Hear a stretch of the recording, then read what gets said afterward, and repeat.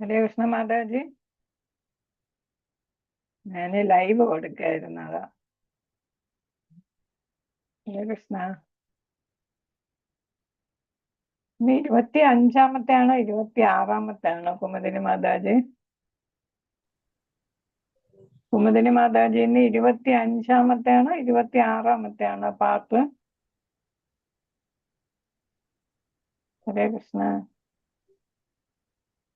ഹരേ കൃഷ്ണ മാതാജി. ഹരേ കൃഷ്ണ മാതാജി 25. ആണോ? ഹരേ കൃഷ്ണ. പ്രണാം. പ്രണാം മാതാജി. 25 ഹരേ കൃഷ്ണ. ഹരേ കൃഷ്ണ. ഓം നമോ ഭഗവതേ വാസുദേവായ. ഓം നമോ ഭഗവതേ വാസുദേവായ. നാരായണം നമസ്കൃത്യം നരം ചൈവ നരോത്തമം ദേവീം സരസ്വതീം വ്യാസം തതോ ജയമുദീരയേ. നിഷ്പ്രഭയേഷദ്വേഷോ നിത്യം ഭാഗവത സേവയാ ഭഗവതുത്തമ ശ്ലോകേ ഭക്തിർഭവതി നൈഷ്ഠികേ. മൂകം കരോതി വാചാലം പങ്കും ലംഘയതേ ഗിരിം യത്കൃപാർത്ഥമഹം വന്ദേ ശ്രീഗുരും ദീനതാരിണം ശ്രീചൈതന്യമീശ്വരം പരമാനന്ദമാധവം. ഭൂമജ്ഞാനതിമിരാന്ധസ്യ ജ്ഞാനാഞ്ജനശലാകയാ ചക്ഷുരുന്മീലിതം യേന തസ്മൈ ശ്രീഗുരവേ നമഃ. ശ്രീചൈതന്യമനോഭീഷ്ടം സ്ഥാപിതം യേന ഭൂതലേ സ്വയം രൂപകഥാമഹ്യം ദദാതി സ്വപദാന്തികം.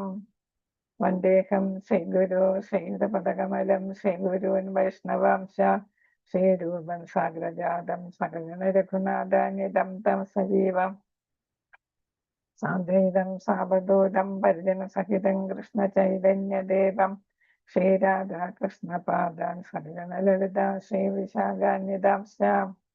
ഹേ കൃഷ്ണ കരുണാ സിന്ധോ ദീനബന്ധോ ജഗത്പദേ ഗോപേശ ഗോപികാന്ത രാധാകാന്ത നമസ്തുതേ.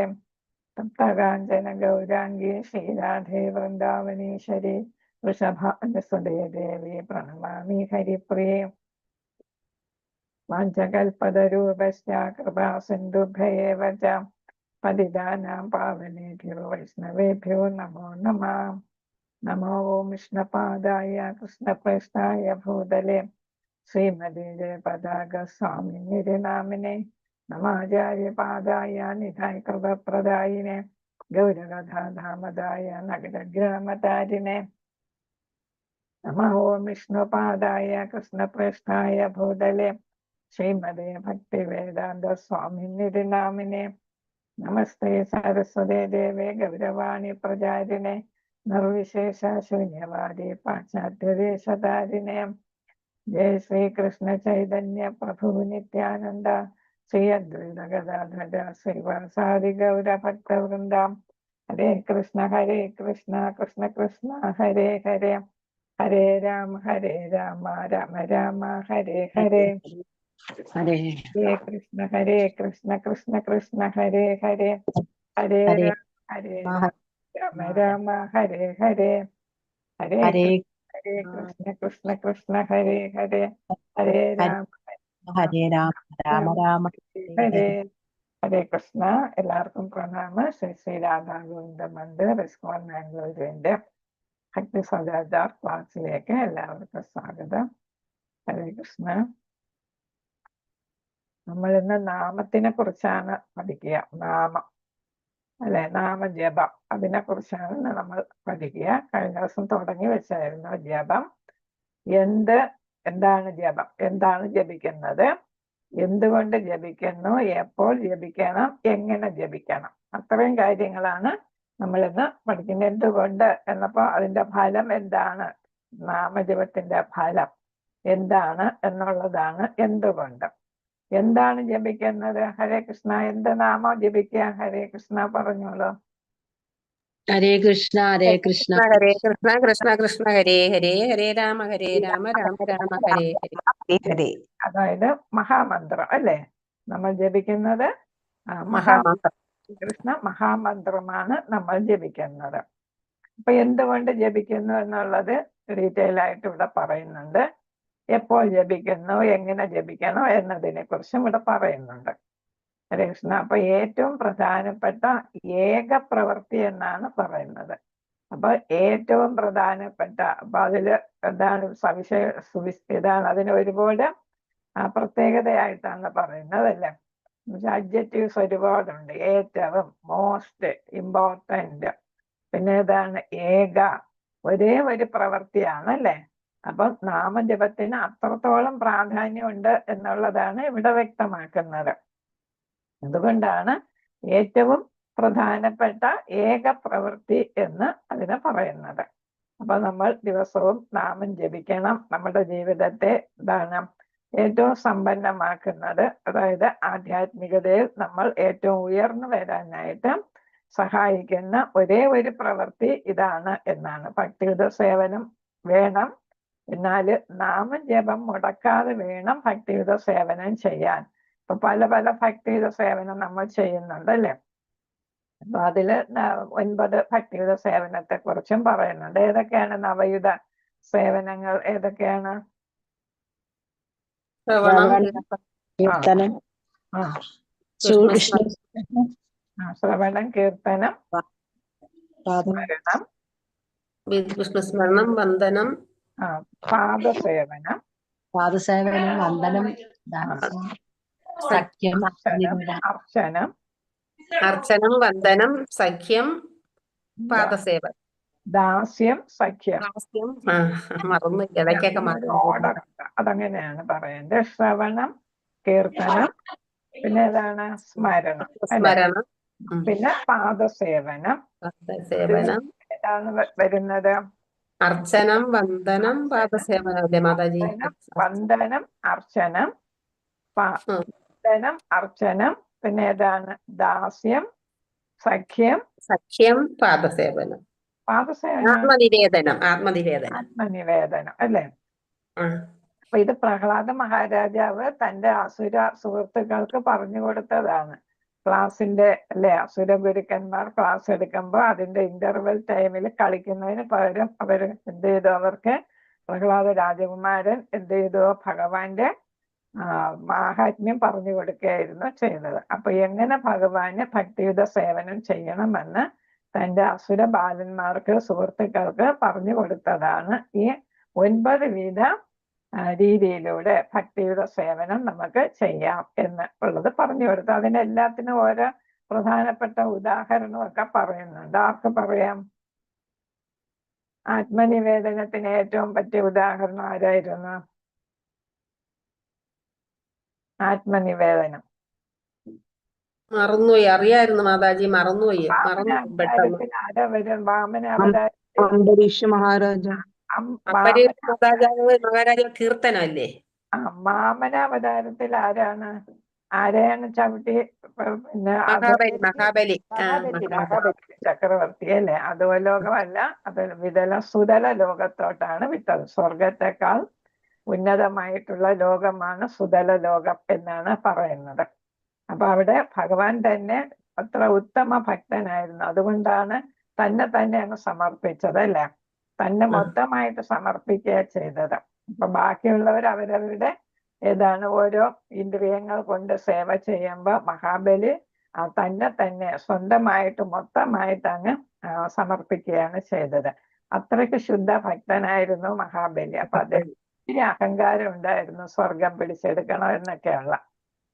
അതുകൊണ്ടാണ് അദ്ദേഹത്തിന് സുതല ലോകത്തേക്ക് അയക്കുകയും ഭഗവാൻ തന്നെ പാറാവുകാരനായിട്ട് നിൽക്കുകയും. അതാണ് നമ്മൾ മഹാബലി ഓണത്തിന് വരുമ്പം ആരും കൂടെ വരുമെന്നാണ്, ഭഗവാൻ വിഷ്ണുവും കൂടെ എത്തുമെന്നാണ് നമ്മൾ സങ്കല്പിക്കുന്നത് അല്ലേ.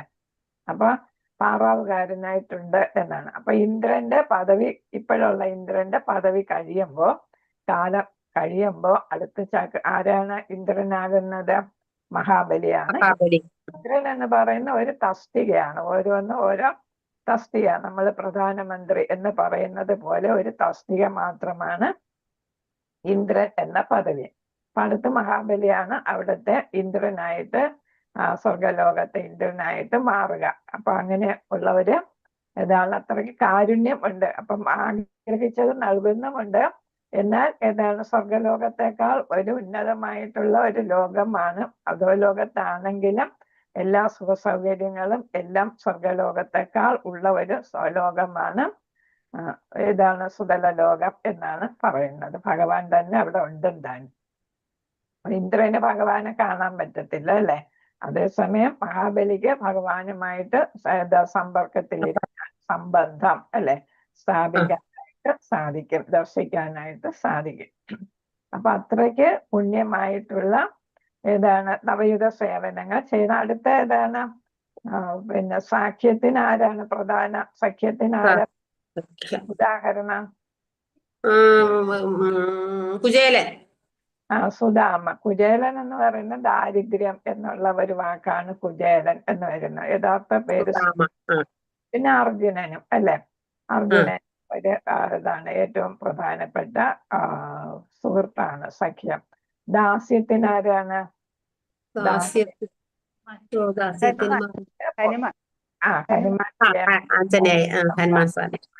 പറയുന്നത്. പിന്നെ ഏതാണ് അർച്ചനത്തിന് ഏറ്റവും പ്രധാനപ്പെട്ട ഉദാഹരണം? അർച്ചന ഒരു മഹാരാജാവാണ്. ആരാണ്? അർച്ചന. പൂജ. അർച്ചന എന്ന് പറയുമ്പോ പൃഥു മഹാരാജാവ്. അർച്ചന എന്ന് പറയുമ്പോ ഏതാണ് പൂജകൾ ചെയ്യുക അല്ലെ. അപ്പൊ അത് ആരാണ്? പൃഥു മഹാരാജാവാണ്. വന്ദനത്തിന് ഉദാഹരണം കംസന്റെ പ്രൈം മിനിസ്റ്റർ ഒക്കെ ആയിരുന്ന, പ്രധാന മന്ത്രിയൊക്കെ ആയിരുന്ന അക്രൂരൻ അല്ലെ. അപ്പൊ ആരെ ക്ഷണിക്കാനായിട്ട് പറഞ്ഞു വെച്ചിരുന്ന ബലരാമനെയും ശ്രീകൃഷ്ണനെയും മധുരയിലോട്ട് കൂട്ടിക്കൊണ്ടുവരാൻ അയച്ചു. അപ്പൊ എന്താണ്, ഇങ്ങോട്ട് വന്നപ്പോ എല്ലായിടത്തും ഭഗവാന്റെ പാദ എന്താ കാണുന്നത്? പാദം പതിഞ്ഞടം കാണുന്നുണ്ട്. അപ്പൊ എന്താണ്, തൊഴാൻ പറ്റത്തില്ല. അതുകൊണ്ട് അദ്ദേഹം അവിടെ ഉരുണ്ടു എന്നാണ് പറയുന്നത്. ഭഗവാന്റെ പാദം പതിഞ്ഞടം എല്ലാം അദ്ദേഹം അവിടെ ഉരുണ്ടു എന്നാണ് പറയുന്നത്. അതാണ് വന്ദനം. പിന്നെ വരുന്നത് പാദസേവനം. അതാരാണ്? ലക്ഷ്മി ദേവി. ലക്ഷ്മി ദേവി. പിന്നെ അതിന് മുന്നേ വരുന്നത് ശ്രവണം, കീർത്തനം, സ്മരണം അല്ലെ. സ്മരിക്കുന്നത് ആരാണ്? എപ്പോഴും ഭഗവാനെ സ്മരിച്ചുകൊണ്ടിരുന്ന പല പല പ്രശ്നങ്ങൾ വന്നപ്പോ അതിൽ നിന്നെല്ലാം ഭഗവാൻ രക്ഷിച്ചു. ആരാണ്? പ്രഹ്ലാദ രാജകുമാരനായിരുന്നു അല്ലെ. അത് കഴിഞ്ഞിട്ട് ശ്രവണം, കീർത്തനം. അതിന് ഏറ്റവും പ്രധാനപ്പെട്ട ഉദാഹരണം ആര് പറയാം? കീർത്തനം ആരാണ്? രാജാവുണ്ട് അല്ലെ, രാജാവ്. പിന്നെ ഏതാണ്? ശ്രവണം. ആരാണ്? പരീക്ഷത്ത് മഹാരാജ്. കീർത്തനത്തിന് ശുകദേവ ഗോസ്വാമിയും പ്രധാന ഉദാഹരണമാണ് അല്ലെ. കാരണം ഭാഗവതം മൊത്തം പറഞ്ഞു കൊടുത്തത് ആരാണ്? ശുകദേവ മഹർഷിയാണ് അല്ലെ. അപ്പൊ പ്രധാനമായിട്ട് കീർത്തനത്തിന് ശുകദേവ ഗോസ്വാമി ഉദാഹരണമായിട്ട് പറയാം. അപ്പൊ ശ്രവണത്തിന് പരീക്ഷിത്ത് മഹാരാജാവ്. അപ്പൊ ഇതാണ് നവയുഗ ഭക്തി സേവനം. അപ്പൊ ഏറ്റവും പ്രധാനമായിട്ട് വരുന്ന അതില് ശ്രവണമാണ് അല്ലെ. ശ്രവണം, കീർത്തനം, സ്മരണം.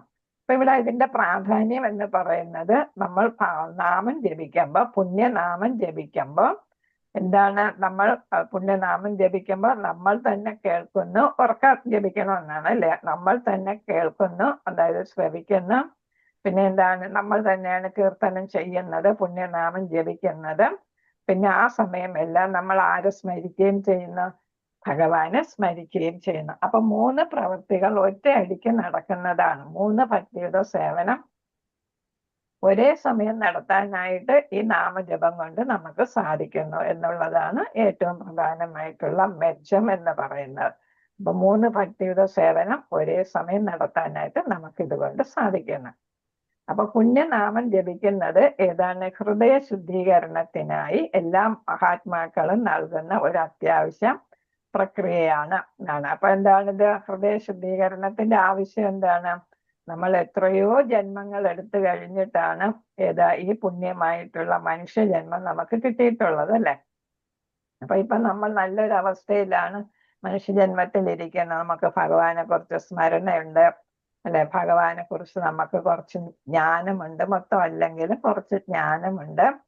ഭഗവാന്റെ കീർത്തനങ്ങൾ നമുക്ക് അറിയാം, അത് കേൾക്കാനായിട്ട് നമുക്ക് സാധിക്കുന്നു. അപ്പൊ അങ്ങനെ നമ്മൾ ആ ഒരു പുണ്യ ജീവിതമാണ് നമുക്ക് ഈ മനുഷ്യജന്മത്തിൽ കിട്ടിയിരിക്കുന്നത്. അപ്പൊ ഇതിനു മുന്നേ ഉള്ള ജന്മങ്ങൾ പല പല ജന്മങ്ങളായിരിക്കും. മനുഷ്യരാകാം, അസുരന്മാരാകാം, അല്ലെങ്കിൽ മറ്റ് ജീവജാലങ്ങളൊക്കെ ആകാം. എന്താണെങ്കിലും ഓരോ ജീവിതത്തിലും നമ്മൾ കർമ്മം ചെയ്യുന്നുണ്ടായിരിക്കും. കർമ്മം ചെയ്തല്ലേ മതിയാവും നമുക്ക് ജീവിതത്തിന്, അല്ലേ? അപ്പൊ കർമ്മം ചെയ്യുമ്പോൾ അറിഞ്ഞും അറിയാതെയും നമ്മൾ ധാരാളം പാപങ്ങൾ ചെയ്യും. ആ പാപങ്ങളെല്ലാം എവിടെയാണ് സ്വരുക്കൂട്ടി വെച്ചിരിക്കുന്നത്? നമ്മുടെ ഹൃദയത്തിൽ സ്വരുക്കൂട്ടി വെച്ചിട്ടുണ്ട്. അപ്പൊ ആ ഹൃദയ മാലിന്യങ്ങളെയെല്ലാം തുടച്ചു നീക്കി ഹൃദയത്തെ ശുദ്ധീകരിക്കാനായിട്ട് ഈ പുണ്യനാമം നമ്മളെ സഹായിക്കുന്നു. അതുകൊണ്ടാണ് എല്ലാ മഹാത്മാക്കളും ആത്മാക്കൾ, മഹത്തായ ആത്മാവുള്ളവർ, അല്ലെ? ആചാര്യന്മാർ എല്ലാം എന്ത് നമ്മളെ ഉപദേശിക്കും? നാമജപം നമുക്ക് ഉപദേശിക്കുന്നത് അതുകൊണ്ടാണ്. ദീക്ഷാ സമയത്ത് ഭക്തൻ ആത്മീയ ഗുരുവിന്റെ മുമ്പാകെ എടുക്കുന്ന ആദ്യ പ്രതിജ്ഞയാണ് ഇത്. ദീക്ഷ എടുക്കുന്നവര് ആദ്യ പ്രതിജ്ഞ 16 മാല ജപിക്കും ദിവസേന. അത് ആർക്ക് വേണ്ടിയിട്ടാണ്?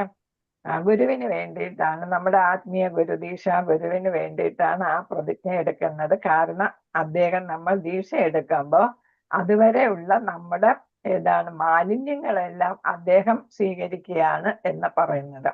അപ്പൊ ഒരു ആൾ ദീക്ഷ എടുക്കുമ്പോൾ, ഒരു ഭക്തൻ ദീക്ഷ എടുക്കുമ്പോൾ ആ ഭക്തന്റെ അടിഞ്ഞുകൂടിയിട്ടുള്ള ഹൃദയ മാലിന്യങ്ങൾ, പാപങ്ങളെല്ലാം ആരേറ്റെടുക്കുന്നു? ഗുരു ഏറ്റെടുക്കുന്നു.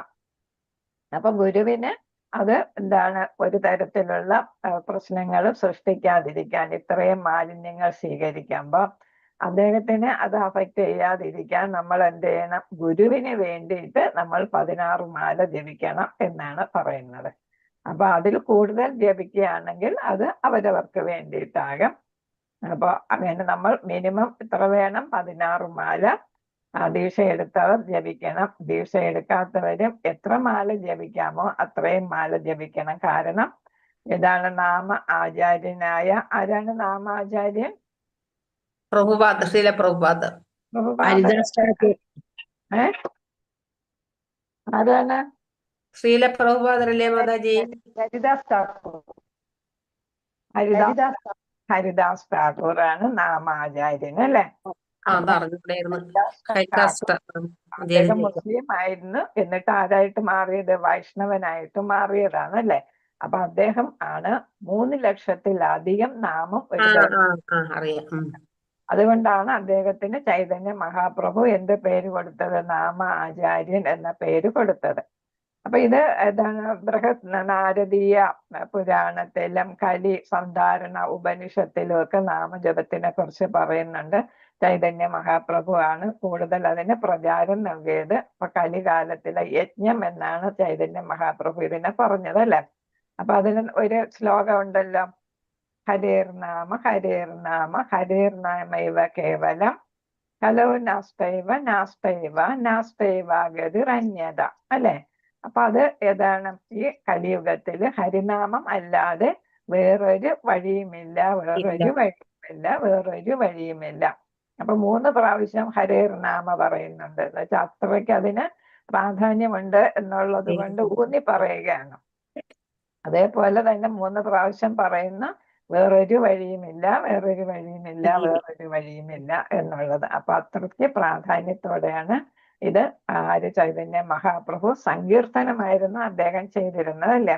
അതിന് പറയുന്ന സങ്കീർത്തന പ്രസ്ഥാനം എന്നാണ് പറയുന്നത്. അപ്പൊ സ്ട്രീറ്റ്സില്, അല്ലെ, തെരുവുകളിൽ കൂടെയും റോഡുകളിലൂടെയും എല്ലായിടത്തുള്ള വഴികളിലൂടെയും എല്ലാം എത്ര ഭക്തരെ ചേർക്കാമോ അത്രയും ഭക്തരെ കരതാളവും മദ്ദളവും ഒക്കെ ആയിട്ട് ഹരിയുടെ നാമം ഇങ്ങനെ ചൊല്ലി നടക്കുന്നതാണ് സങ്കീർത്തന പ്രസ്ഥാനം. നമുക്കറിയാം, കൂട്ടത്തിൽ പാടുമ്പോൾ അതിനൊരു കുറച്ചും കൂടെ ഉത്സാഹം വരും, അല്ലെ? ഒറ്റയ്ക്കിരുന്ന് ജപിക്കുന്നതിനേക്കാൾ കൂട്ടത്തിൽ ജപിക്കുമ്പം അതിനൊരു ഉത്സാഹം വരും. അതുകൊണ്ടാണ് രാവിലെ വെളുപ്പിനെയും പിന്നെ ആരതി കഴിഞ്ഞിട്ട് മംഗലാപുരത്തെ ക്ഷേത്രത്തിൽ, അല്ലെ, ശ്രീരാധാഗോവിന്ദ ക്ഷേത്രത്തിലും പ്രഭുപാദരോടൊപ്പം നാമം ജപിക്കാനായിട്ട് പറയുന്നത്. അപ്പൊ കൂടുതൽ ഉത്സാഹത്തോടെ മാല നാമം ജപിക്കാനായിട്ട് നമുക്ക് സാധിക്കും. ഹരേ കൃഷ്ണ. അപ്പൊ 16 മാലയെങ്കിലും ജപിക്കണം എന്നാണ്.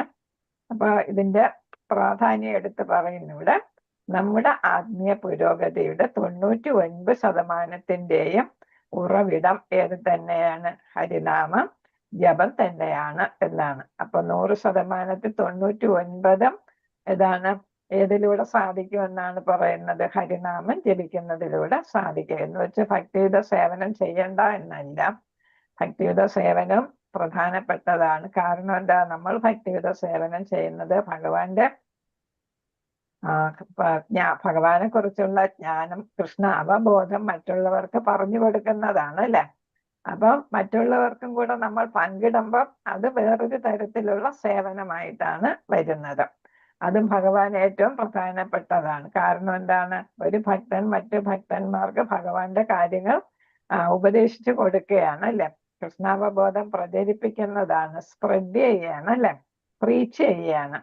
അപ്പൊ ഈ പ്രീച്ചിങ് എന്ന് പറയുന്നത് ഭഗവാന്റെ കാര്യങ്ങൾ ഇങ്ങനെ മറ്റുള്ളവർക്ക് പറഞ്ഞു കൊടുക്കുന്നതിനെയാണ് നമ്മൾ പ്രീച്ചിങ് എന്ന് പറയുക അല്ലെ. അത് ചെയ്യുന്നതും ഏറ്റവും പ്രധാനപ്പെട്ട കാര്യമാണ്. അപ്പൊ ഏതൊക്കെ സേവനം ചെയ്യാമോ, അംബരീഷിനെ പോലെ എല്ലാ ഇന്ദ്രിയങ്ങളും ഉപയോഗിച്ച് നവയുധ സേവനം ചെയ്താൽ അത്രയും നല്ലത്. അപ്പൊ എന്നാലും അതിൽ ഏതിന്റെ പ്രാധാന്യം എടുത്തു പറയുന്നു? നാമജപത്തിന്റെ പ്രാധാന്യം എടുത്തു പറയുന്നുണ്ട്. അപ്പൊ എല്ലാവർക്കും ചിലപ്പോൾ ഭക്തിയുത സേവനം ചെയ്യാനായിട്ട് സാധിച്ചെന്ന് വരത്തില്ല. പക്ഷെ സാധിക്കുന്നവരെല്ലാം സ്വന്തം കാര്യം മാത്രം നോക്കാതെ മറ്റുള്ളവർക്ക് വേണ്ടിയിട്ടും ഭക്തിയുത സേവനം ചെയ്യണം. ഇത് നമ്മ മാത്രമേ ഇത് പിന്നെ ഉയർത്തുന്നുള്ളൂ അല്ലെ. ആത്മീയ പുരോഗതി തനിക്ക് മാത്രം വരും. പക്ഷെ അത് പോരല്ല, നമ്മൾ എല്ലാവരെയും കൂടെ കൂട്ടണം അല്ലെ. അതുകൊണ്ടല്ലേ പ്രഭുപാദ 69 വയസ്സായിട്ട് യൂറോപ്പില് അമേരിക്കയിൽ പോയതല്ലേ. ഇത് പ്രചരിപ്പിക്കുന്ന കൃഷ്ണാവബോധം പ്രചരിപ്പിക്കുന്നതിന് വേണ്ടിയിട്ട് 70 വയസ്സായപ്പോഴാണ് കൃഷ്ണാവബോധ സമിതി സ്ഥാപിക്കുന്നത് തന്നെ. നമുക്ക് ആലോചിക്കാൻ പോലും വയ്യാത്ത ഒരു ഏജിലാണ് അദ്ദേഹം നമുക്ക് വേണ്ടിയിട്ട് ഇറങ്ങി തിരിച്ചത്.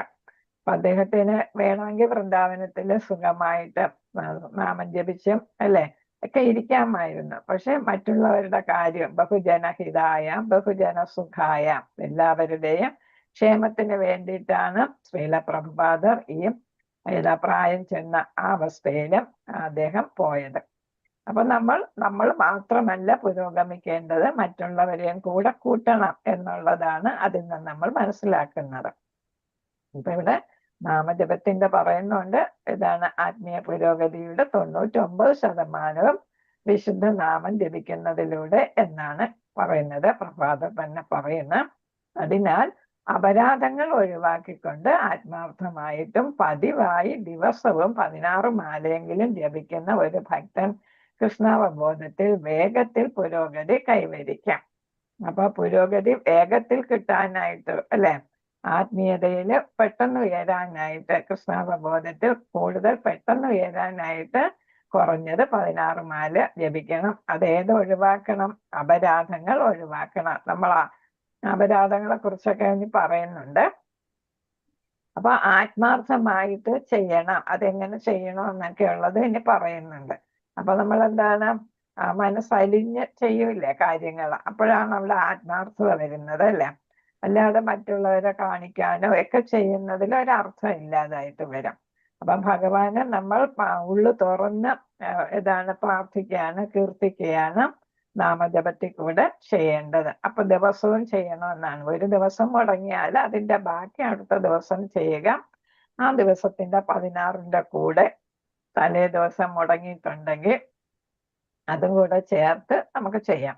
ഏതെങ്കിലും ഒരു ദിവസം എന്തെങ്കിലും അസൗകര്യം ഉണ്ടെങ്കിൽ. പക്ഷെ നമുക്ക് ചെയ്യാവുന്ന എവിടെയും എപ്പോ വേണമെങ്കിലും നമുക്ക് ചെയ്യാവുന്നതാണ് അല്ലേ. നമ്മൾ യാത്ര ചെയ്യുമ്പോഴും ജോലി ചെയ്യുമ്പോഴും ഒക്കെ നമുക്ക് ഭഗവാനെ കീർത്തിക്കാനായിട്ട് പറ്റും. മാലയിൽ ജപിക്കണം എന്നാണ് പറയുന്നത്.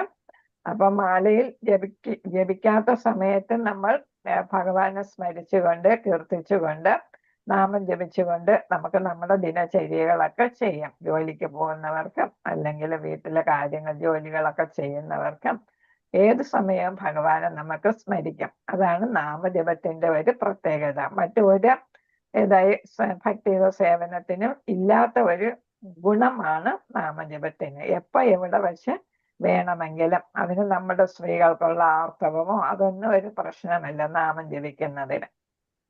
അതുകൊണ്ടാണ് നമുക്ക് എത്രത്തോളം പറ്റുമോ അത്രത്തോളം ചെയ്യാനായിട്ട് പറയുന്നത്. ഇതൊരു പ്രത്യേക പ്രവർത്തനമായിട്ടാണ് പറയുന്നത്. അപ്പൊ ഭക്തിയുടെ സേവനത്തിൽ നിന്നും അതിൽ ഏറ്റവും പ്രത്യേകമായിട്ടുള്ള ഒരു പ്രവർത്തനമായിട്ട് ഇതിനെ കണക്കാക്കുന്നു. ചില പ്രവർത്തനങ്ങൾക്ക് നാം പ്രാധാന്യം നൽകുമ്പോൾ ആ പ്രവർത്തനത്തിനായി മാത്രം കുറച്ച് സമയം മാറ്റിവെക്കുന്നു. അപ്പൊ നമ്മൾ വീട്ടിലെ തന്നെ ഓരോ ജോലികൾ ചെയ്യുമ്പോൾ അതിനെല്ലാം നമ്മളിപ്പോ ഒരു ടൈം ടേബിൾ പോലെയാണ് അല്ലെ.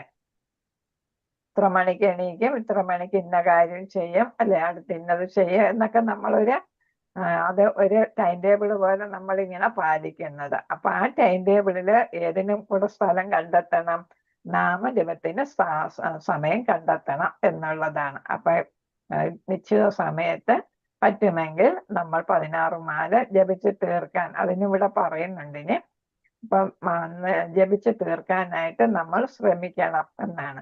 അപ്പൊ അങ്ങനെ നമ്മൾ ചെയ്യുമ്പോൾ നാമജപം മാറ്റി വെക്കാതെ നമ്മൾ നമ്മുടെ ഒരു ദിനചര്യയായിട്ട് ജീവിതചര്യയായിട്ട് നമുക്ക് കൊണ്ടുപോകാനായിട്ട് സാധിക്കും. നമ്മൾ ആപത്തൊക്കെ വരുമ്പോഴും നമ്മൾ പഠിച്ചിട്ടുണ്ട് അല്ലെ, ഭഗവാന്റെ നാമം ജപിക്കുമ്പം ആപത്ത് വരുമ്പോഴും നമുക്കത് ജപിച്ചാൽ നമുക്ക് അത്രയും അതിന്റെ തീവ്രത കുറഞ്ഞു കിട്ടും അല്ലെ. നമ്മൾ എപ്പോഴും ഭഗവാനെ ജപിച്ചുകൊണ്ടിരിക്കുമ്പോൾ എന്ത് പ്രശ്നം വന്നാലും ആപത്തോ അങ്ങനെ അസുഖങ്ങളോ ഒക്കെ വന്നാലും അതിന്റെ തീവ്രത കുറഞ്ഞു കിട്ടാനായിട്ട് നാമജപം നമ്മളെ സഹായിക്കാം.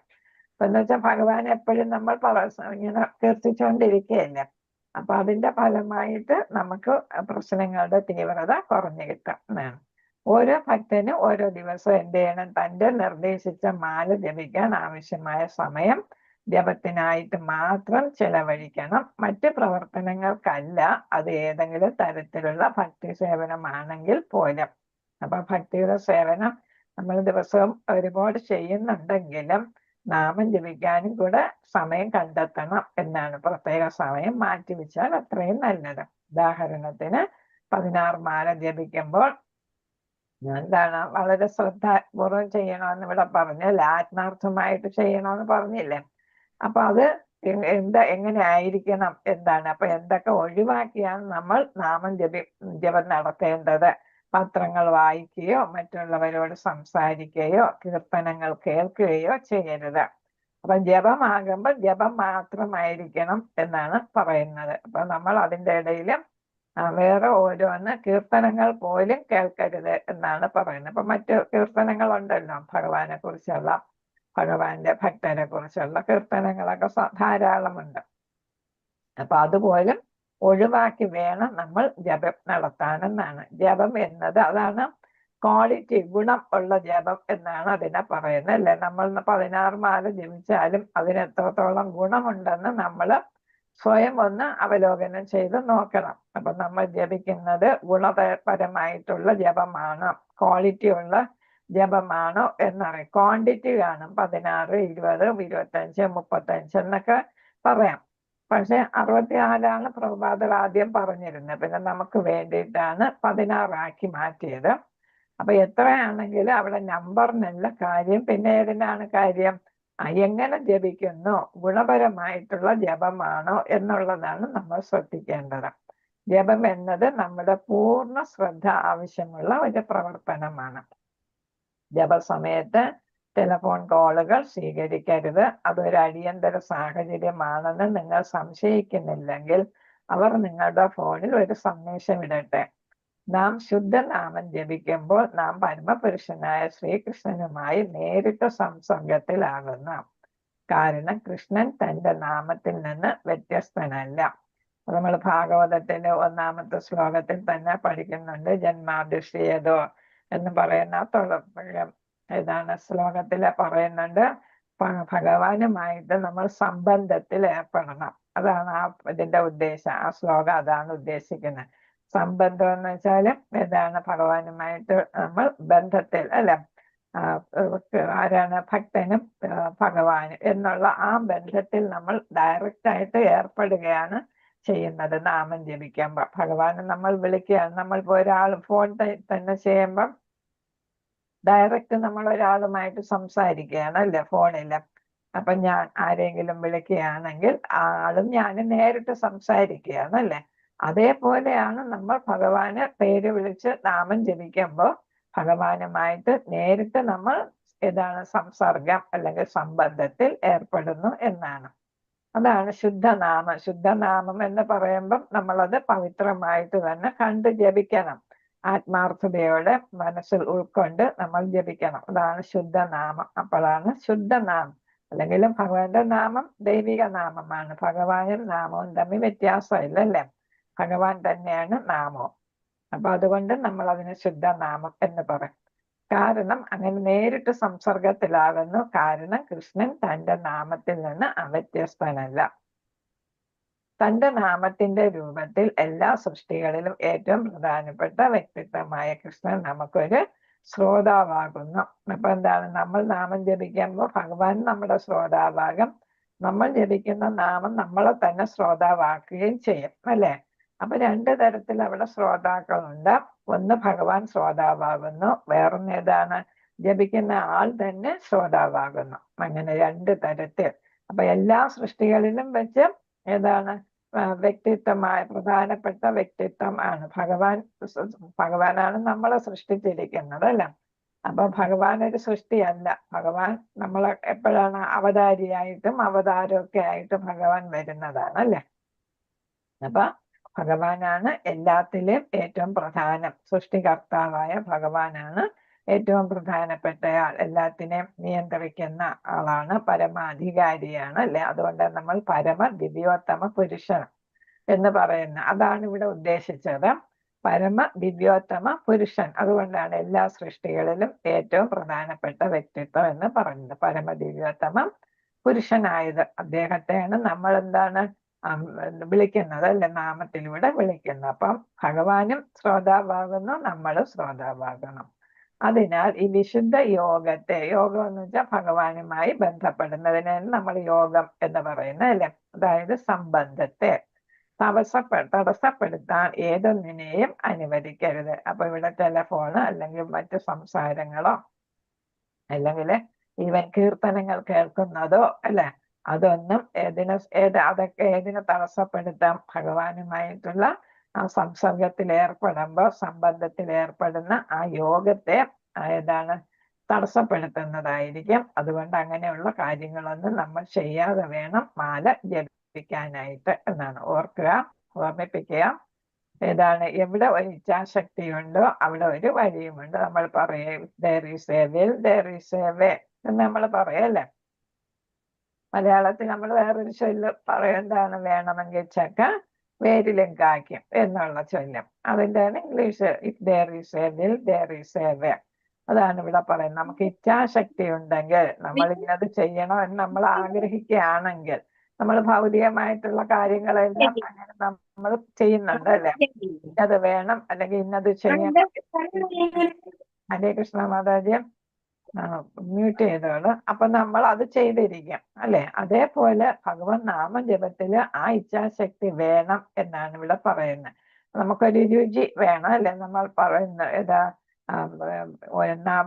ഘട്ടങ്ങളുണ്ട്. ഭക്തി ഘട്ടത്തില് ഒരു പ്രധാനപ്പെട്ടതാണ് രുചി വരിക. അപ്പൊ നാമജപത്തിനൊരു രുചിയും പിന്നെ അതിനു മുമ്പ് നിഷ്ഠയും വേണം. സ്ഥിരമായിട്ട് ചെയ്യുമ്പോ അതിന് നമ്മൾ എന്ത് പറയുന്ന നിഷ്ഠ എന്ന് പറയും അല്ലെ. നിഷ്ഠയോടെ ചെയ്യുന്നു എന്ന് വെച്ചാൽ അത് മുടങ്ങാതെ ഒരു നിശ്ചയ സമയത്ത് തന്നെ നമ്മൾ ഒരു കാര്യം ചെയ്യുമ്പോഴാണ് നിഷ്ഠ എന്ന് പറയുന്നത്. അപ്പൊ നിഷ്ഠയോടെ ചെയ്ത് നമുക്കതില് താല്പര്യം വരും. രുചി എന്ന് വെച്ചാൽ താല്പര്യം. അപ്പൊ അങ്ങനെ താല്പര്യത്തോടെ നമ്മൾ അത് ചെയ്യുന്നു. അപ്പൊ അതിന് തീവ്രമായ ആഗ്രഹം വേണം. അതാണ് താല്പര്യം അല്ലെ. ആഗ്രഹം വേണം. നമ്മുടെ ആത്മീയ ജീവിതത്തിന്റെ അടിസ്ഥാനം തീവ്രമായ ആഗ്രഹമാണ്. അപ്പൊ നമ്മൾ ഭൗതിക ജീവിതവും ആഗ്രഹങ്ങളാണ് നമ്മളെ ഭൗതികതയിലോട്ട് വലിച്ചിഴക്കുന്നത് അല്ലെ. അപ്പൊ ആത്മീയ ജീവിതത്തിനും എന്ത് വേണം, നമ്മൾ ആത്മീയമായിട്ട് പുരോഗമിക്കണം എന്നുള്ള തീവ്രമായ ആഗ്രഹം ഉണ്ടെങ്കിലേ നമുക്ക് പുണ്യനാമം ജപിക്കാനായിട്ട് സാധിക്കൂ എന്നാണ് ഇവിടെ പറയുന്നത്. അപ്പൊ അതിനും ആഗ്രഹവും ഉത്സാഹവും വേണം. അപ്പൊ അത് രുചിയോടെ കൂടി നമ്മൾ ചെയ്യണം. അതിന് ഏറ്റവും പ്രധാനം ആഗ്രഹം. അപ്പൊ മനസ്സാണല്ലോ ആഗ്രഹത്തിന്റെ കേന്ദ്രം, അല്ലെ? അപ്പൊ മനസ്സിൽ നമ്മൾ ഇത്ര നാമം ജപിക്കും, ശ്രദ്ധയോടെ ജപിക്കും എന്ന് നമ്മൾ നിശ്ചയിക്കുകയാണെങ്കിൽ നമുക്കത് സാധിക്കും എന്നാണ് പറയുന്നത്. കൃഷ്ണന് ഏറ്റവും ഇഷ്ടമുള്ളതും നല്ല ജപത്തിന്റെ അടിസ്ഥാന ആവശ്യകതയുമാകുന്നത് ഏതാണ്? ഈ ഉത്സാഹവും ആഗ്രഹവുമാണ്. ശക്തമായിട്ടുള്ള ആഗ്രഹം എന്നാണ് പറയുന്നത്. നമ്മൾ ഇംഗ്ലീഷിൽ ഡിറ്റർമിനേഷൻ എന്ന് നമ്മൾ പറയല്ലേ.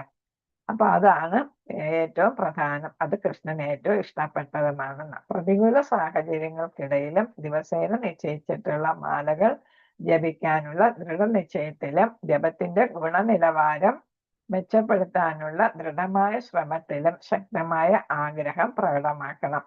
അപ്പൊ ശക്തമായ ആഗ്രഹം ഉണ്ടെങ്കിൽ നമ്മൾ ഇപ്പൊ 4 മാല ജപിച്ചവർ ജപിക്കുന്നവർ കാണുമായിരിക്കും. 8 ആയിട്ടുള്ളവർ കാണും, 16 ആയിട്ടുള്ളവർ കാണും, ചിലപ്പോ 1 മാല ജപിക്കുന്നവരും കാണും. നമ്മുടെ കൂട്ടത്തില് ആരും എന്ത് ചെയ്യണ്ട, അതുകൊണ്ട് വിഷമിക്കേണ്ട.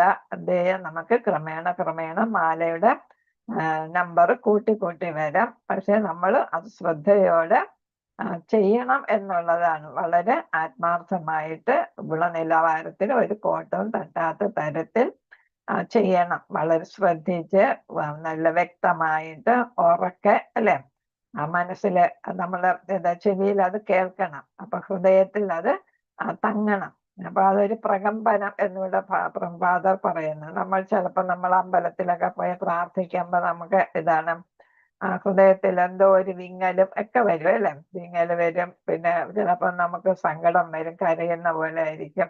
അപ്പൊ ആ തരത്തിൽ അതേ ഒരു മാനസിക അവസ്ഥയിൽ വേണം നമ്മൾ നാമം ജപിക്കുമ്പോഴും. എന്ന് വെച്ചാൽ അത്രയ്ക്ക് അതിൽ നമ്മൾ മുഴുകി ചെയ്യുമ്പോഴാണ് നമുക്ക് ഇങ്ങനത്തെ ഒരു അനുഭവം വരുന്നത്.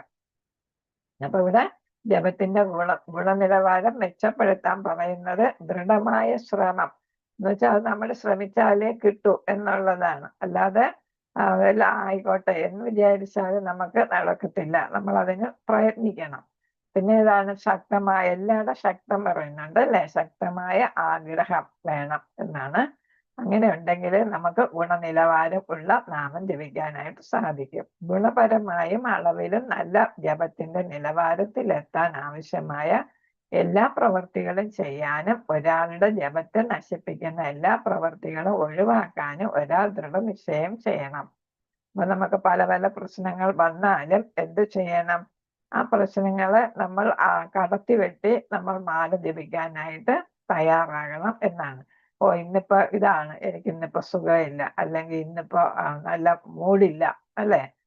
മനസ്സെന്തോ എനിക്ക് സുഖമില്ല എന്ന് പറയുന്ന ആ സമയം നമ്മൾ മാല ജപിക്കുകയാണ് വേണ്ടത്. അപ്പൊ അങ്ങനെ മൂടില്ല, നല്ല സുഖമില്ല എന്നൊക്കെ പറയുന്നതിന് പകരം എന്ത് ചെയ്യണം? ആ ദിവസം കൂടുതൽ നാമം ജപിക്കണം എന്നുള്ളതാണ് പറയുന്നത്. അപ്പൊ നമുക്ക് ആ മൂഡ് ഓഫ് ആയിട്ടുള്ളതെല്ലാം മാറിക്കിട്ടും. നാമജപം ചെയ്യുമ്പോൾ നമുക്ക് മാനസികമായിട്ടുള്ള ആ പ്രശ്നങ്ങളൊക്കെ മാറിക്കിട്ടാൻ സഹായിക്കും എന്നാണ്. അപ്പം ജപത്തെ ഒരു തരത്തിലും പ്രവർത്തികൾ കൊണ്ടോ ഒന്നും നമ്മൾ മുടക്കം വരുത്തരുത്. നമ്മൾ ദൃഢനിശ്ചയത്തോടെ നാമം ജപിച്ചിരിക്കണം. അപ്പൊ ഇപ്പൊ ദീക്ഷ എടുത്തവരെല്ലാം 16 എല്ലാ ദിവസവും ചൊല്ലും. കാരണം എന്താണ്? അവരുടെ ഒരു ദൃഢനിശ്ചയമാണ്, പ്രതിജ്ഞയാണ് എടുത്തത്, അല്ലെ? അപ്പൊ അവരതുകൊണ്ട് 16 മാല സ്ഥിരം ജപിച്ചിരിക്കും. എല്ലാ ദിവസവും ജപിച്ചിരിക്കും. ഉറങ്ങുന്നതിന് മുമ്പേ എങ്കിലും എന്തെങ്കിലും അസൗകര്യം ഉണ്ട് താമസിച്ചാലും ചെയ്തിരിക്കും. ഇത് എപ്പോൾ ജപിക്കണമെന്നുള്ളതൊക്കെ വരുന്നുണ്ട്. അതുകൊണ്ടാണ് ഇപ്പൊ ഞാൻ പറയാത്തത്. ഒരാളുടെ ആഗ്രഹത്തിന്റെയും ദൃഢനിശ്ചയത്തിന്റെയും തീവ്രത എങ്ങനെ വർദ്ധിപ്പിക്കാം? അതാണ് നിത്യം ഭാഗവത സേവയ. അപ്പൊ നമ്മൾ എപ്പോഴും കേൾക്കുന്നതാണ് നിത്യം ഭാഗവത സേവയ. നിത്യം എന്ന് വെച്ചാൽ എല്ലാ ദിവസവും ഭാഗവത ശ്രവണത്തിലൂടെയും ഭാഗവതരെ സേവിക്കുന്നതിലൂടെയും. ഭാഗവതർ എന്ന് പറയുന്ന പരമഭക്തരാണ്, അല്ലെ? അപ്പൊ പരമഭക്തരെ സേവിക്കുന്നതിലൂടെയും ഭാഗവത ശ്രവണത്തിലൂടെയും, അതായത് ഭഗവാനെ കുറിച്ചുള്ള ശ്രവണങ്ങൾ പലതരത്തിലും നമ്മൾ ഭഗവാന്റെ ലീലകളാകാം, നാമങ്ങളാകാം, അല്ലെ? പിന്നെ കഥകളാകാം. അങ്ങനെ പലതരത്തിൽ നമുക്ക് ഭഗവാനെ കുറിച്ച് കേൾക്കാൻ പറ്റാം.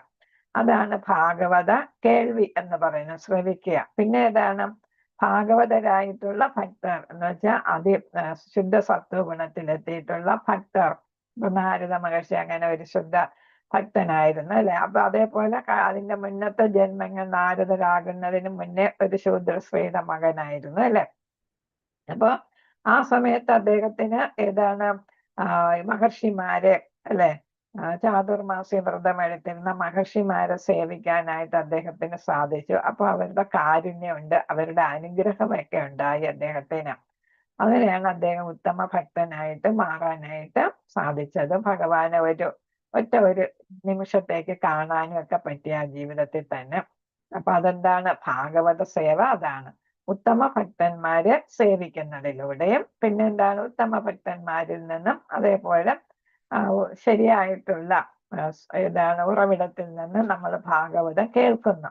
അങ്ങനെ നമുക്ക് ഏതാണ് നിത്യം ഭാഗവത സേവയ നമുക്ക് എന്ത് സാധിക്കും, നമ്മൾ ചൊല്ലുന്ന ശ്ലോകത്തിൽ വരുന്നതാണ് അല്ലെ, നിത്യം ഭാഗവത സേവയ. അപ്പൊ അങ്ങനെ ആ പ്രക്രിയയിലൂടെ ഭക്തരെ പതിവായി സേവിക്കുകയും കൃഷ്ണകഥ താഴ്മയോടെ കേൾക്കുകയും ചെയ്യുക എന്നാണ് സേവനം. പിന്നെ ഏതാണ് താഴ്മ, എപ്പോഴും വിനയം ഒരു പ്രധാനപ്പെട്ട ഇതാണ്. നമ്മൾ അഹങ്കരിക്കാൻ പാടില്ല, ഗർവ് പാടില്ല എന്നാണ്. അപ്പൊ നമ്മൾ ഭക്തരാണെങ്കിലും എന്താണ് ഉന്നത ഭക്തർക്ക് പിന്നെ അത് കാണത്തേ ഇല്ല.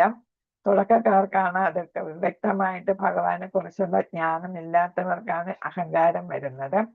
അപ്പൊ അഹങ്കാരം ഇല്ലാതെ താഴ്മയോടെ വിനയത്തോടെ കേൾക്കുകയും ചെയ്യണം എന്നാണ്. ഭക്തരെ സേവിക്കും, ഉന്നത ഭക്തരെയൊക്കെ നമ്മൾ സേവിക്കുകയും ചെയ്യാം. അപ്പൊ ഇവിടെ ശ്രവണം, അതാണ് ഇവിടെ ശ്രദ്ധയോടെ കേൾക്കുക. നവയുധ ഭക്തി സേവനത്തിൽ ആദ്യത്തത് എന്താണ്, ശ്രവണം അല്ലെ, ശ്രദ്ധയോടെ കേൾക്കുക എന്നാണ്. നമ്മുടെ ജപം നമ്മുടെ കേൾവിയുടെ ഗുണനിലവാരം പോലെ മികച്ചതാണ്. അതിനാൽ ശ്രദ്ധയോടെ കേൾക്കുക എന്നതാണ് ജപത്തിന്റെ ഏറ്റവും പ്രധാനപ്പെട്ട വശം. അപ്പൊ എന്താണ് നമ്മുടെ കേൾവി എത്രത്തോളം ഉണ്ട് എന്നതിനനുസരിച്ച് നമുക്ക് എന്ത് ചെയ്യാം, നാമജപം കേൾക്കുകയും ചെയ്യാം അല്ലെ. അപ്പൊ കേൾവിയുടെ ഗുണം നിലവാരം എന്ന് പറയുന്നത് എന്താണ്, നമ്മൾ എത്ര നല്ല വ്യക്തതയോടെ ഉച്ചത്തിലാണ് നമ്മൾ ജപിക്കുന്നത്, അത് അതേപോലെ നമുക്ക് കേൾക്കാനും പറ്റും. അപ്പം ചെവിയുടെ ഗുണനിലവാരം പോലെ തന്നെ ആയിരിക്കും നമ്മുടെ നാമജപവും എന്നാണ് അവിടെ പറഞ്ഞിരിക്കുന്നത്. അപ്പൊ നാമജപം ശരിയായിട്ട് ചെയ്യുകയാണെങ്കിൽ നമ്മൾ നന്നായിട്ട് കേൾക്കും എന്നുള്ളതാണ്. അതിനാൽ ശ്രദ്ധയോടെ കേൾക്കുക എന്നതാണ് നാമജപത്തിന്റെ ഏറ്റവും പ്രധാനപ്പെട്ട വശം. അപ്പൊ നമ്മൾ നാമം ശരിയായിട്ട് പറയുകയും കേൾക്കുകയും വേണം. ശ്രദ്ധയോടെ കേൾക്കുന്നില്ലെങ്കിൽ നമ്മുടെ ജപം യാന്ത്രികവും രുചിയില്ലാത്തതുമായിട്ട് മാറും. നേരത്തെ പറഞ്ഞില്ലേ രുചി ഉണ്ടാകണം എന്നല്ലേ, കൃഷ്ണകഥ കേൾക്കാനും നാമം ജപിക്കാനും ഒക്കെ ഉള്ള രുചി നമ്മളിൽ ഉണ്ടാകണം. അപ്പൊ ഇവിടെ ശ്രദ്ധയോടെ കേൾക്കുന്നില്ല എങ്കിൽ നമ്മൾ വെറുതെ ഇങ്ങനെ ഹരേ കൃഷ്ണ കൃഷ്ണ കൃഷ്ണ ഹരേ ഹരേ എന്നങ്ങനെ നമ്മൾ പറഞ്ഞു പോയാല് അതെന്തായിട്ട് മാറും, യാന്ത്രികമായും മെക്കാനിക്കലായിട്ട് മാറും. അപ്പൊ അതിന് ഒരു രുചി കാണത്തില്ല. എന്ന് വെച്ചാൽ നമുക്കത് കേൾക്കാനുള്ള താല്പര്യം, ചൊല്ലാനുള്ള താല്പര്യവും കേൾക്കാനുള്ള താല്പര്യവും ഉണ്ടാകത്തില്ല എന്നാണ്. അപ്പൊ രുചിയാണ് നമ്മുടെ ഒരു പ്രധാന ഘട്ടം എന്ന് പറയുന്നത്. നാമജപത്തിനുള്ള രുചി ഉണ്ടാകുന്നത്, കേൾക്കാനുള്ള രുചി ഉണ്ടാകുന്നത് ഒരു പ്രധാന ഘട്ടമാണത്. ശ്രീല പ്രഭുപാദർ പറയുന്നു, മന്ത്രത്തിന്റെ ശബ്ദ ആന്തോളനത്തിൽ പൂർണ്ണമായ ശ്രദ്ധ കേന്ദ്രീകരിക്കുക, ഓരോ നാമവും വ്യക്തമായി ഉച്ചരിക്കുക, വേഗത്തിൽ ജപിക്കുന്നതിനെ കുറിച്ച് വളരെയധികം വിഷമിക്കേണ്ട, കൂടുതൽ പ്രധാനം ഇതാണ് കേൾക്കലാണ് എന്നാണ്. ഇപ്പൊ ചിലര് ഭയങ്കര സ്പീഡിൽ നാമം ജപിച്ചു പോകും അല്ലെ, ഹരേ കൃഷ്ണ ഹരേ കൃഷ്ണ കൃഷ്ണ കൃഷ്ണ ഹരേ ഹരേ ഹരേ രാം ഹരേ രാം രാം രാം ഹരേ ഹരേ ഹരേ കൃഷ്ണ ഹരേ കൃഷ്ണ കൃഷ്ണ കൃഷ്ണ അന്ന് പറയുമ്പോ ഏതാണ് ഈ 16 വാക്കുകളുണ്ട്, 32 അക്ഷരങ്ങളുണ്ട് അല്ലെ. ഇതെല്ലാം വളരെ വ്യക്തമായിട്ട് പറയുകയും കേൾക്കുകയും വേണം എന്നാണ് ഇവിടെ പ്രഭുപാദർ പറയുന്നത്. അപ്പൊ അതിന്റെ ആന്തോളനം, ശബ്ദത്തിന്റെ ആന്തോളനം പൂർണ്ണമായും ശ്രദ്ധിക്കണം എന്നാണ്. അപ്പൊ നമ്മൾ ചൊല്ലുന്ന ഹരേ കൃഷ്ണ കൃഷ്ണ കൃഷ്ണ ഹരേ ഹരേ, ഹരേ രാമ രാമ രാമ ഹരേ ഹരേ. അപ്പൊ എല്ലാ വാക്കുകളും എല്ലാ അക്ഷരങ്ങളും അവിടെ വന്നു. അപ്പൊ അങ്ങനെ എല്ലാ വാക്കുകളും എല്ലാ അക്ഷരങ്ങളും 32 അക്ഷരങ്ങളും 16 വാക്കുകളും വ്യക്തമായി നമ്മൾ ചൊല്ലണം, കേൾക്കുകയും വേണം. അത് കേൾക്കണമെങ്കിൽ നമ്മൾ ശ്രദ്ധിക്കണം അല്ലെ. അപ്പൊ അങ്ങനെ ശ്രദ്ധിച്ച് നമ്മൾ നന്നായിട്ട് ചൊല്ലണം. അങ്ങനെ വരുമ്പോഴാണ് ശബ്ദ ആന്തോളനം, അതിനൊരു താളമാണ് അല്ലെ. അപ്പൊ ഒരു താളത്തിൽ നമ്മൾ ചൊല്ലുന്നു, കേൾക്കുന്നു എന്നാണ്. ഓരോ നാമവും വ്യക്തമായി ഉച്ചരിക്കുക. അതുകൊണ്ട് നമ്മൾ എന്താണ് വേഗത്തിൽ ചൊല്ലി തീർക്കേണ്ട കാര്യത്തിനെ കുറിച്ച് നമ്മൾ ആലോചിക്കേണ്ട എന്നാണ്. കൂടുതൽ പ്രധാനം ഏതാണ്? കേൾക്കലാണ്. അപ്പൊ ചൊല്ലുന്നത് ശരിയായാലാണ് ശരിയായിട്ടുള്ള കേൾവി വരിക. നമ്മളൊരു ക്ലാസ് എടുക്കുമ്പോൾ നന്നായിട്ട് ക്ലാസ് എടുത്താലാണ് നമ്മൾ അത് നന്നായിട്ട് കേൾക്കുന്നത് അല്ലെ. അപ്പൊ അല്ലെങ്കിൽ എന്താ, നന്നായിട്ട് ക്ലാസ് ഇല്ല എന്നുണ്ടെങ്കിൽ നമുക്ക് കേൾവി നമ്മൾ അത്രക്ക് മോശമാകാം, നമ്മൾ അത് ശ്രദ്ധിക്കത്തില്ല. അപ്പൊ ശ്രദ്ധിക്കണമെങ്കിൽ അത് നന്നായിട്ട് ചൊല്ലണം. അപ്പൊ ക്ലാസ് എടുക്കുന്ന പോലെ തന്നെ നന്നായിട്ട് ചൊല്ലണം. അപ്പോഴാണ് അത് നന്നായിട്ട് ശ്രവിക്കാനും പറ്റുക, ശ്രദ്ധിക്കാനും പറ്റുന്നത്. ശ്രദ്ധിച്ച് ശ്രവിക്കണം എന്നുള്ളത്. ഇത് ഒരു കത്തിലാണ് പറഞ്ഞില്ലേ. SP എന്ന് പറഞ്ഞ ശ്രീല പ്രഭുപാദർ. ആർക്കെഴുതിയ കത്താണ്? രാധാ വല്ലഭദാസിന് എഴുതിയതാണ്. ജനുവരി 1972. പിന്നെയും പറയുന്നുണ്ട്, നിങ്ങൾ ജപിക്കുമ്പോൾ ഓരോ വാക്കും വളരെ ശ്രദ്ധാപൂർവം കേൾക്കാൻ ശ്രമിക്കുക. അത് അടിവരയിട്ട് പറഞ്ഞിരിക്കുന്നതാണ്. ഓരോ വാക്കും നമ്മൾ കേൾക്കണം. അത് ആർക്ക് എഴുതിയിരിക്കുന്നത്? തോസനയ്ക്ക് ശ്രീല പ്രഭുപാദർ ഫെബ്രുവരി 20, 1972 എഴുതിയ കത്ത്. ഇനി എന്താണ്? നാമത്തിൽ നമുക്ക് ഉറച്ച വിശ്വാസം വേണം. നാമം ആര് തന്നെയാണ്? ഭഗവാൻ തന്നെയാണ് അല്ലെ. അപ്പൊ ആ നാമത്തിൽ നമുക്ക് ഉറച്ച വിശ്വാസം ഉണ്ടായിരിക്കണം. അപ്പൊ നമ്മൾ അതിന് ശ്രദ്ധ എന്ന് സംസ്കൃത പദം ശ്രദ്ധ അല്ലെ, വിശ്വാസം. നമ്മൾ ഘട്ടത്തിൽ പറയുമ്പോൾ ശ്രദ്ധ, പിന്നെ ഏതാണ്? സാധുസംഗ, ഭജനക്രിയ അല്ലെ. അങ്ങനെയാണ് പോകുന്നത്. ശ്രദ്ധ, സാധുസംഗ, ഭജനക്രിയ, അനർത്ഥ നിവൃത്തി, നിഷ്ഠ, രുചി, ആസക്തി, പിന്നെ ഏതാണ്? ഭാവം, പ്രേമ, ഭക്തി അല്ലെ. അങ്ങനെയാണ് 9 ഘട്ടങ്ങൾ പറയുന്നുണ്ട്. ആ ഘട്ടത്തിൽ ആദ്യത്തേത് ഏതാണ്? ശ്രദ്ധ എന്ന് വെച്ചാൽ വിശ്വാസം എന്നാണ്. ശ്രദ്ധയുടെ മീനിങ് വിശ്വാസം എന്നാണ്. നമ്മൾ ഇതുവരെ പറഞ്ഞ ശ്രദ്ധ ശ്രദ്ധിക്കുക എന്നുള്ളത് തന്നെയാണ്. ഇവിടെ ശ്രദ്ധ എന്ന് പറഞ്ഞത് വിശ്വാസം. സംസ്കൃത പദമാണ് അശ്രദ്ധ. അതിന്റെ അർത്ഥം വിശ്വാസം. അപ്പം മന്ത്രത്തിൽ വിശ്വാസം വേണം. കാരണം എന്താണ്? ഇത് ഭഗവാന്റെ നാമമാണ്. ഭഗവാൻ തന്നെയാണ് നാമരൂപത്തിൽ വന്നിരിക്കുന്നത് എന്നാണ് അല്ലെ. അപ്പൊ ഭഗവാന്റെ ഇതാണ് നാമരൂപത്തിൽ ഭഗവാൻ വന്നിരിക്കുന്നതാണ്, അറിയുന്നതാണ്. അതുകൊണ്ട് നമ്മൾ ആ നാമരൂപത്തിൽ വിശ്വാസം വേണം. അപ്പൊ മഹാമന്ത്രം ജപിക്കുന്നതിലൂടെ ഒരാളെ ക്രമേണ ആത്മീയ പൂർണ്ണതയുടെ ഏറ്റവും ഉയർന്ന തലത്തിലേക്ക് ഉയർത്താൻ കഴിയുമെന്ന് ഭഗവാൻ ചൈതന്യന്റെ പ്രസ്താവനയിൽ വിശ്വാസത്തോടും ഉത്സാഹത്തോടും ഉറച്ച ബോധ്യത്തോടും കൂടി ഭഗവാന്റെ വിശുദ്ധ നാമം ജപിക്കണം. അപ്പൊ ചൈതന്യ മഹാപ്രഭു ആണ് പറഞ്ഞത്, കലികാലത്തിലെ യജ്ഞമെന്ന് ഇത് പറഞ്ഞത് അല്ലെ. കാരണം എന്താണ്? കലികാലം നമ്മൾ ഭാഗവതത്തെ പഠിക്കുന്ന കലികാലത്തിലെ ജനങ്ങൾക്ക് ആയുസ് കുറവാണ്, ബുദ്ധി കുറവാണ്. പ്രായേണ താരതമ്യം ചെയ്യുമ്പോ എന്നാണ്, പ്രായേണ അല്പായുസ് എന്നാണ് പറയുന്നത്. പിന്നെ ഏതാണ്? ബുദ്ധി കുറവാണ്, പഠിക്കാനായിട്ട് ഓർത്ത് ഇന്നും ചെയ്യാൻ പറ്റത്തില്ല, യജ്ഞങ്ങൾ ചെയ്യാനൊന്നും പറ്റത്തില്ല, സാമ്പത്തികം കാണും, സമയക്കുറവുണ്ട്. അതുകൊണ്ടാണ് കലികാലത്തിലെ യജ്ഞം എന്നത് പറയുന്നത്. അപ്പൊ എന്താണ്? അതില് ഭഗവാൻ ചൈതന്യ പ്രഭു പറഞ്ഞതിൽ നമുക്ക് വിശ്വാസം വേണം. എന്നിട്ട് ഉത്സാഹത്തോടെ അത് ഉറച്ച ബോധ്യം എന്ന് വെച്ചാൽ നമുക്ക് ബോധ്യപ്പെട്ടിട്ടുണ്ട് അല്ലെ. അങ്ങനെ നമ്മൾ ഭഗവാന്റെ വിശുദ്ധ നാമം ജപിക്കണം. അപ്പൊ വിശുദ്ധ നാമത്തിൽ ഉറച്ച വിശ്വാസം ഉണ്ടായിരിക്കണം എന്ന് അത് ഒരു കത്തിലാണ് എഴുതിയിരിക്കുന്നത്. കനുപ്രിയയ്ക്ക് എഴുതിയ കത്താണ്. പിന്നെ മഹാമന്ത്രത്തിന്റെ അർത്ഥം മനസ്സിലാക്കൽ എന്നാണ് അടുത്ത് പറഞ്ഞിരിക്കുന്നത്. പ്രഭുപാദ അർത്ഥം മനസ്സിലാക്കി നമ്മൾ ജപിക്കണം. അർത്ഥം മനസ്സിലായില്ലെങ്കിലും നമ്മൾ ജപിക്കണം എന്നാണ്. എന്നാൽ അർത്ഥം മനസ്സിലാക്കി ജപിച്ചാല് പറയുന്ന എന്താണെന്ന് നമുക്ക് അറിഞ്ഞു ജപിച്ചാൽ അത്രയും കൂടുതൽ ഭക്തി ഉണ്ടാകും. പ്രഭുപാദ വിശദീകരിക്കുന്നു. ഹരേ കൃഷ്ണ മന്ത്രത്തിൽ നമ്മുടെ പ്രാർത്ഥന എന്താണെന്നാൽ രാധയെയും കൃഷ്ണനെയും അവരുടെ സേവനത്തിൽ ഏർപ്പെട്ടിരിക്കുന്നതിനായി അഭിസംബോധന ചെയ്യുക എന്നാണ്. അപ്പൊ നമ്മൾ രാധയുടെയും കൃഷ്ണന്റെയും സേവനത്തിൽ നമ്മൾ ഏതാണ്? അതില് ഏർപ്പെട്ടിരിക്കുന്നു എന്ന് ആണ്. ഏതാണ്? ഏതുകൊണ്ട്? ഹരേ കൃഷ്ണ കൃഷ്ണ കൃഷ്ണ ഹരേ ഹരേ, ഹരേ ഹരേ രാമ രാമ രാമ ഹരേ ഹരേ. അപ്പൊ ഹരേ എന്ന് പറയുമ്പോ അവിടെ ഏതാണ്? എന്താ പറയുന്ന അന്തരംഗ ശക്തിയായ രാധ സംബോധന ചെയ്യുന്നു എന്നാണ് അവിടെ പറയുന്നത്. അന്തരംഗ ശക്തിയായ രാധ. അപ്പൊ രാധയെയും കൃഷ്ണനെയും, കൃഷ്ണ എന്ന് പറയുമ്പോ കൃഷ്ണൻ തന്നെ, ഹരേ കൃഷ്ണ എന്ന് പറയുമ്പോ രാധയും കൃഷ്ണനും. അപ്പൊ അവരുടെ സേവനത്തിൽ ഞങ്ങൾ എന്താണ് തയ്യാറായിട്ടിരിക്കുകയാണ്, അതിലേർപ്പെട്ടിരിക്കുകയാണെന്ന് അഭിസംബോധന ചെയ്താണ് ഹരേ കൃഷ്ണ എന്നുള്ള വാക്ക് ഉദ്ദേശിക്കുന്നത്. ഹരേ കൃഷ്ണ എന്ന് വെച്ചാല് ഓ ഹരേ, ഓ രാധാറാണി, ഓ കൃഷ്ണ, മായയുടെ സേവനത്തിൽ നിന്ന് എനിക്ക് ആശ്വാസം ലഭിക്കുന്നതിന് ദയവായി എന്നെ നിങ്ങളുടെ സേവനത്തിൽ ഉൾപ്പെടുത്തണമേ എന്നാണ്. അപ്പൊ ഒരു റിക്വസ്റ്റ് ആണ് നമ്മൾ അല്ലെ കൊടുക്കുന്നത്, ഒരു നിവേദനം കൊടുക്കുകയാണ്. എന്താണ്? ഹരേ എന്ന് വെച്ചാൽ രാധാറാണി. അപ്പൊ കൃഷ്ണ എന്താണ്? ഈ ഭൗതിക ലോകത്തില് മായയാകുന്ന ഈ ഭൗതിക ലോകത്തിൽ നിന്ന് ഈ ലൗകികതയിൽ മുഴുകി കിടക്കുന്ന ഞങ്ങളെ എന്ത് ചെയ്യണം? ഈ ലൗകികതയിൽ നിന്ന് മോചിപ്പിക്കണം. അതിനു വേണ്ടിയിട്ട് എന്താണ്? രാധാറാണിയുടെയും കൃഷ്ണന്റെയും സേവനം ചെയ്യാനായിട്ട് ഞങ്ങളെയും കൂടെ അതിലെപ്പെടുത്തണേ എന്നുള്ള ഒരു അതാണ് അപേക്ഷയായിട്ടാണ് ഇതിന് ഹരേ കൃഷ്ണ എന്നുള്ളത് കൊണ്ട് പറയുന്നതെന്നാണ് ഇതില് പ്രഭാത വിശദീകരണം കൊടുത്തിട്ടുള്ളത്. സുബലദാസിനുള്ള കത്തിലാണ് അത് പറഞ്ഞിരിക്കുന്നത്. ഹരേ കൃഷ്ണ.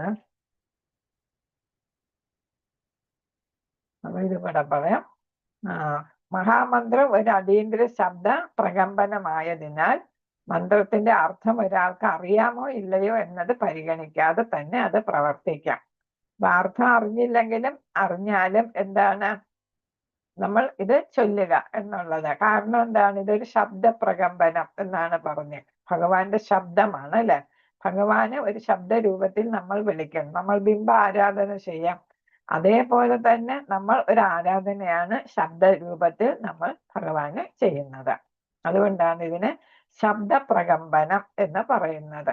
അപ്പൊ ഈ നാമം നമ്മൾ ഉറക്ക ചൊല്ലുമ്പോൾ നമ്മൾ കൃത്യമായിട്ട് വ്യക്തതയോടെ ഉറക്ക ചൊല്ലുമ്പം അതിൽ അലിഞ്ഞ് ചേർന്ന് ചൊല്ലുമ്പം ഇതാണ് നമുക്ക് അതിൻ്റെതായിട്ടുള്ള ഒരു അതീന്ദ്രിയ തലത്തിലെത്താനായിട്ട് നമുക്ക് സാധിക്കും. ഇന്ദ്രിയ അതീതമായിട്ട്, ഇന്ദ്രിയത്തിനും മുകളിലായിട്ട് എന്ന് വെച്ചാൽ ഇന്ദ്രിയത്തിന് നമ്മളപ്പോ ശ്രദ്ധിക്കുന്നില്ല, നമ്മളപ്പോ ഒന്നിനെ ശ്രദ്ധിക്കുന്നില്ല. അപ്പൊ നമ്മൾ അതീന്ദ്രിയ തലത്തിലാണ് ഇത് ചൊല്ലുന്നത് എന്നാണ്. ആ തരത്തിൽ നമ്മൾ ചൊല്ലണം എന്നാണ്. എന്നിരുന്നാലും മഹാമന്ത്രം ജപിക്കുമ്പോൾ നമ്മൾ കൃത്യമായി എന്താണ് പ്രാർത്ഥിക്കുന്നതെന്ന് അറിഞ്ഞിരിക്കണം. അപ്പൊ അർത്ഥം അറിയുന്നത് നല്ലതാണ്. അഥവാ അർത്ഥം അറിഞ്ഞില്ലെങ്കിലും എന്ത് ചെയ്യുക? നമ്മൾ ആ ഉദ്ദേശിക്കുന്ന രീതിയിൽ, ഗുണപരമായിട്ടുള്ള രീതിയിൽ അത് ചൊല്ലണം എന്നാണ്. നമ്മൾ അതിൻ്റെ ഒരു ഇതുണ്ടല്ലോ, ഭഗവത്ഗീത വായിച്ച ഏതാണ് ശ്രീരംഗത്ത് ഒരു ബ്രാഹ്മണൻ ഏതാണ് വിദ്യാഭ്യാസം ഇല്ലാത്ത ബ്രാഹ്മണൻ ബുക്ക് തലകീഴായിട്ട് പിടിച്ചിരുന്നു വായിച്ച് എന്ത് ചെയ്യുന്നു? കണ്ണീരൊക്കെ ഒഴുക്കുന്നു, വിറയ്ക്കുന്നു എന്നൊക്കെ. അപ്പൊ ആ ചൈതന്യ മഹാപ്രഭു തെക്കേ ഇന്ത്യ ദർശനത്തിന് വന്നപ്പോ ഇവിടെ എത്തുകയും ഇത് കാണാനിടയായി. അങ്ങനെ ചോദിച്ചു, ഏത് ഭാഗമാണ് അങ്ങേക്ക് ഏറ്റവും ഇഷ്ടപ്പെട്ടത് എന്ന് ചോദിച്ചപ്പോൾ അദ്ദേഹം പറഞ്ഞത് എന്താണ്? എനിക്ക് എഴുതാനും വായിക്കാനും ഒന്നും അറിഞ്ഞൂടാ. എൻ്റെ ഗുരുനാഥൻ പറഞ്ഞു നീ എല്ലാ ദിവസവും ഭഗവത്ഗീത ചൊല്ലണം, കീർത്തിക്കണം എന്ന് പറഞ്ഞതുകൊണ്ട് ഞാൻ ചെയ്യുന്നു. അപ്പൊ എന്താണ്? അവിടെ അർത്ഥം അറിഞ്ഞല്ല ഭഗവത്ഗീതയിലെ ശ്ലോകങ്ങൾ ചൊല്ലുന്നത് അല്ലെ. അപ്പൊ അർത്ഥം കൊണ്ട് അർത്ഥം അറിയണമെന്നില്ല, പക്ഷെ അർത്ഥം അറിഞ്ഞ അത്രയും മെച്ചം എന്നുള്ളതാണ്. ഹരേ കൃഷ്ണ. വംശകൽപതരൂപസ്യ കൃപാസിന്ധുഭേവജ പതിതാനം പാവനേഭ്യോ വൈഷ്ണവേഭ്യോ നമോ നമഃ. അനന്തകോടി വൈഷ്ണവ ഭക്തവൃന്ദ കീ ജയ്. ശ്രീല പ്രഭുപാദർ കീ ജയ്. ഗുരു മഹാരാജ്